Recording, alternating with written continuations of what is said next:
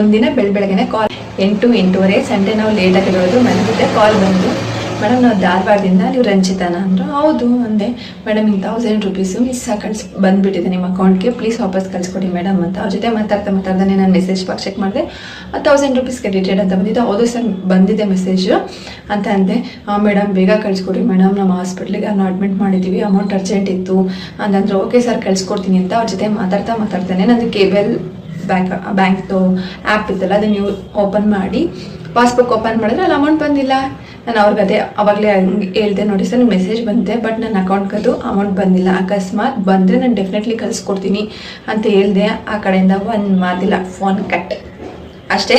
ಅದಾದ್ಮೇಲೆ ಕಾಲು ಇಲ್ಲ. ಅವನಿಗೆ ಗೊತ್ತಾಗ್ತಿತ್ತು ಅನ್ಸುತ್ತೆ, ಇವ್ರು ಫೋನಲ್ಲೇ ಪಾಸ್ಬುಕ್ ಎಲ್ಲ ನೋಡ್ತಾರೆ, ನಾವು ಮೋಸ ಮಾಡೋಕ್ಕಾಗಲ್ಲ ಅಂತ ಫೋನ್ ಕಟ್ ಮಾಡ್ದ. ಹಿಂಗೆಲ್ಲ ಮೋಸ ಮಾಡ್ತಾರೆ ನೋಡಿ, ನೀವು ಯಾಮಾರಬೇಡಿ. ಆಲ್ಮೋಸ್ಟ್ ಯಾರು ಯಾಮಾರಲ್ಲ, ಅಟ್ಲೀಸ್ಟ್ ಒಂದು ಬಕ್ರ ಸಿಕ್ಕರೆ ಸಾಕಲ್ವಂತ ಕಾಯ್ತಾ ಇರ್ತಾರೆ.